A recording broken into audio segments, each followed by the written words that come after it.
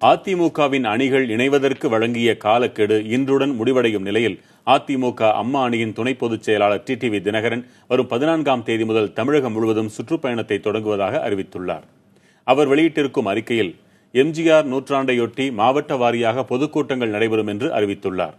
முதற்கட்டமாக வரும் 14ஆம் தேதி மதுரை மாவட்டம் மேலூரில் பொதுக்கூட்டம் நடைபெறும் என்று அறிவிக்கப்பட்டுள்ளது. 23ஆம் தேதி வட சென்னையிலும் 29ஆம் தேதி தேனியிலும் பொதுக்கூட்டங்கள் நடைபெற உள்ளன.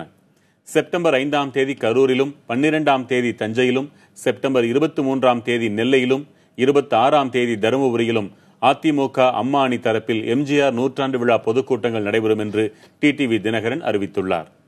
செப்டம்பர் 30ஆம் தேதி திருச்சியிலும் அக்டோபர் 5ஆம் தேதி சிவகங்கையிலும் பொதுக்கூட்டம் நடைபெறும் என்று அறிவிக்கப்பட்டுள்ளது. முன்னதாக அதிமுகவின் எடப்பாடி பழனிசாமி அணியும் ஓ பன்னீர்செல்வம் அணியும் இணைய 60 நாட்கள் அவகாசம் அளிப்பதாகவும் அதன் பின்னர் தாம் கட்சியை இணைக்கும் பணியில் ஈடுபடப் போவதாகவும் டிடிவி தினகரன் அறிவித்திருந்தார். இந்நிலையில் அதிரடி திருப்பமாக தமிழகம் முழுவதும் சுற்றுப்பயணம் செல்லப்போவதாக தினகரன் அறிவித்திருக்கிறார்.